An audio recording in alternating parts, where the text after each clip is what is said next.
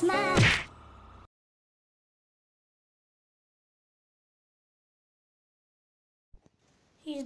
И здравейте на всички хора, аз съм Dodino11. Днес ще снимаме на Minecraft Pocket Edition. Виждате, че съм на 91 левел. Тук малко тичаме бързичко, ама това тук от някакви твари, където бъгнаха и не изчезват. Това е по-хубаво.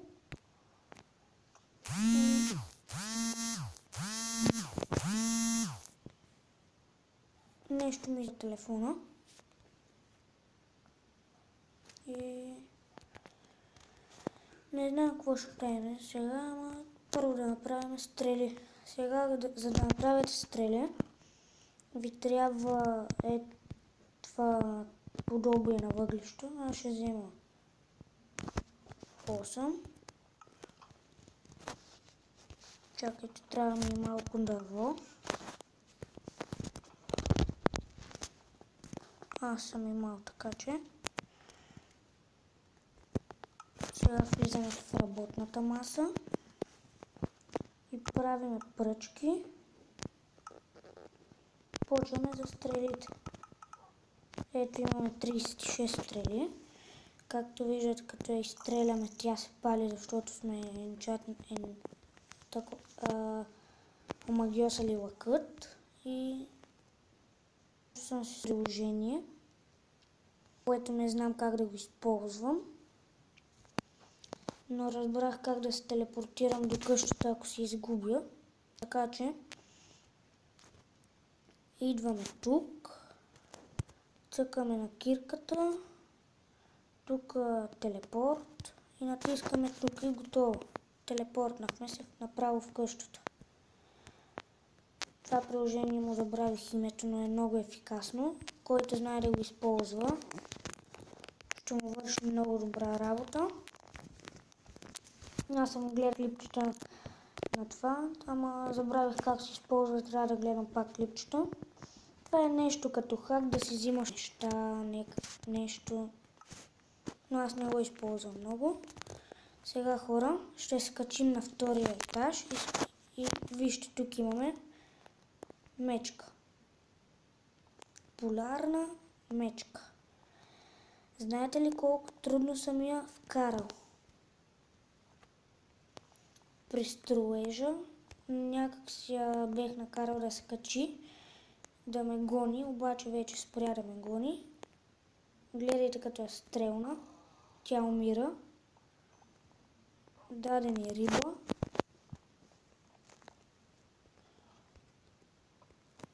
Айде, слизай, де. Аре, върви. Тук ми е храната. Ето рибата. Тук имаме яйца на мечката.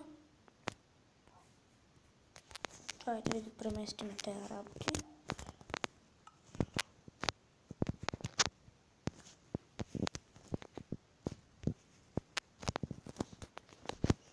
Така, хора. Сега ще отиваме да половуваме малко нещо. Опа.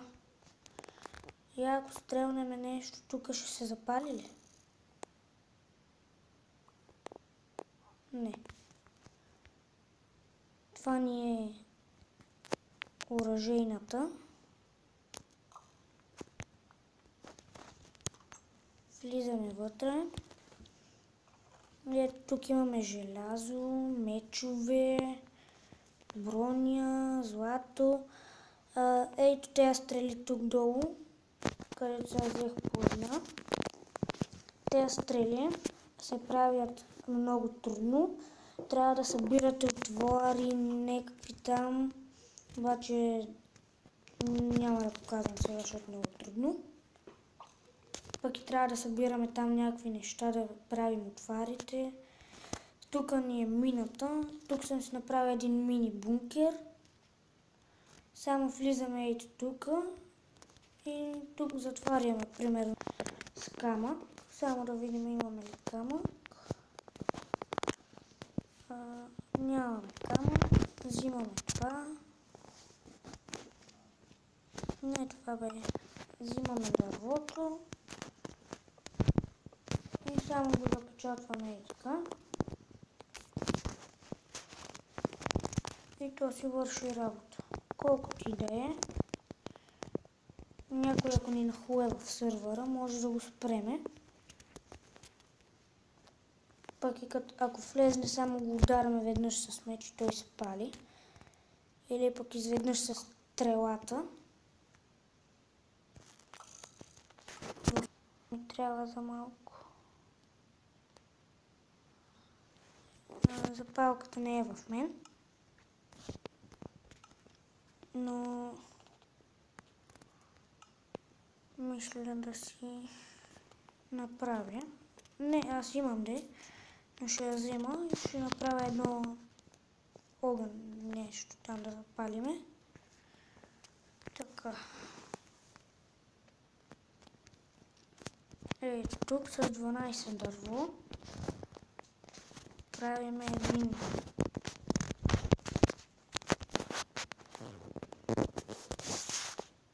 квадрат. Не е баш квадрат, ама още такива. Така. Взимаме и дървото.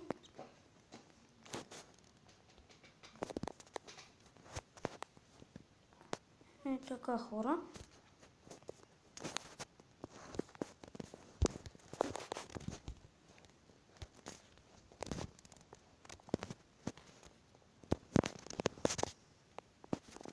Не станах така как аз исках, ама се ми е тая.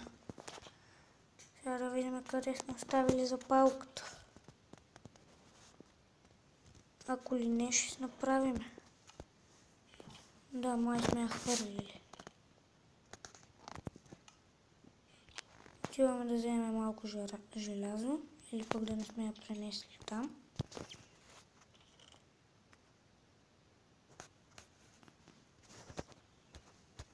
Взимаме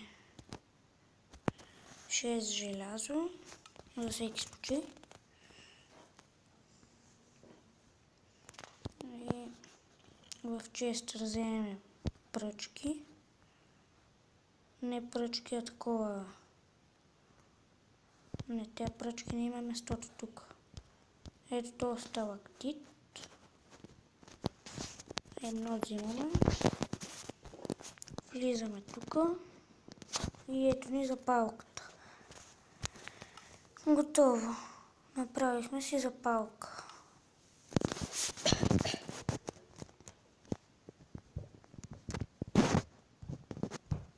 Трябва от някъде да намерим тиква.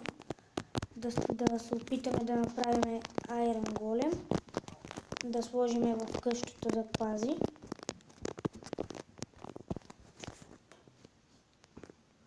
Така, хора.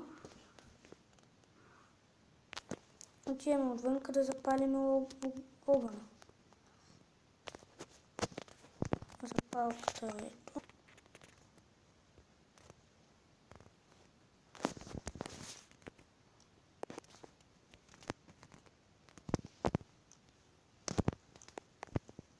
Чакайте, защото докато се запали, то може да мине време.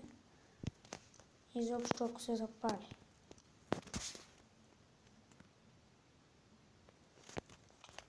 Опа, аз се запалих.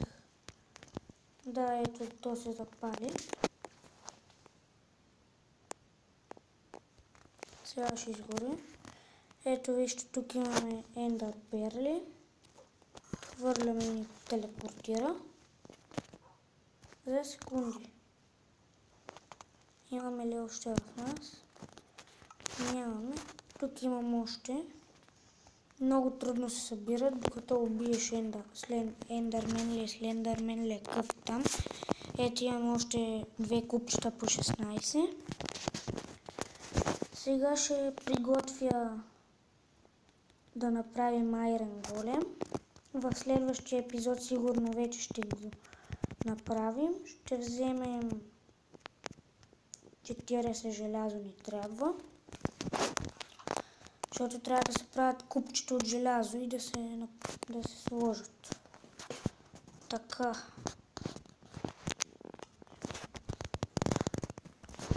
Ето за 4 купчета точно. Ама и се правеше. Ето така. Но тук е много ниско, затова ще го направим в другата стая.